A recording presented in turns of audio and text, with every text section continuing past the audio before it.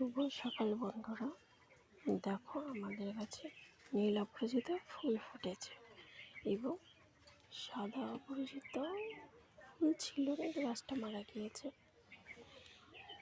সাদা টগর আছে, চাপা টগর আছে। দেখো আমাদের চাল কুমড়োর গাছ, পাট ক্ষেত।